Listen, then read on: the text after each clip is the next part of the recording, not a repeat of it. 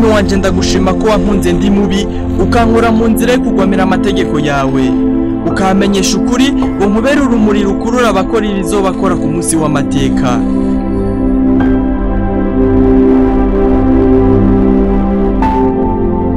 Gukurikira Yesu bisaba kwiyahukanya ibikwangiriza ubuzima ugataka kamere yo kwikunda yandugwanka hagati y'abakundana.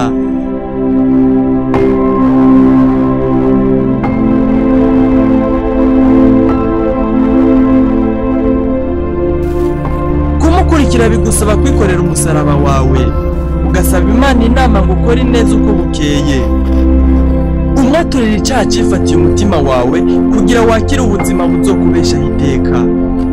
Ibibazo umukiza wacu yakiyemo ntibyamuteye kwiheba ahubwo byamuteye guheba ubugingo bwiwe ku bwacu. Ubumara bw'icyaha bucakira kamere yo kwikunda bugakangura urwango mu mitima y'abakundana.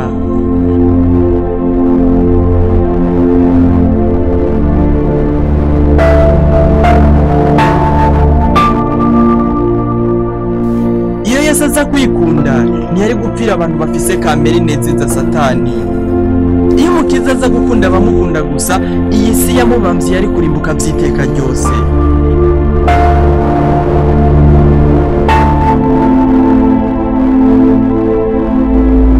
Kunda basi bawutirengagije ko Yesu yagukunze uri umwansi we waramubambye ku musaraba akava amaraso kugira ngo agucungure.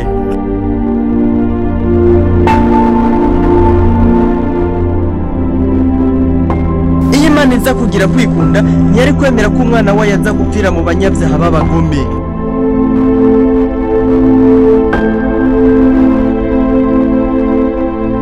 Tandukana no kwikunda ukunde mugenzi wawe nk'uko Yesu yagukunze uri mubi uharanira ibyanezeza mugenzi wawe ye kugenza ibyaha byawe byagukuye kuri Yesu.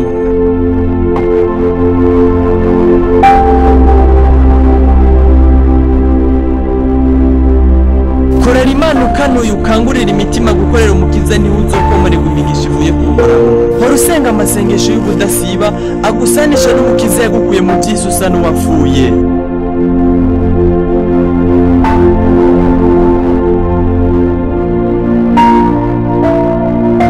Korera Imana utiteza impembo mu ntama ziwe kugira nawe azoguhemba igihe azoba aje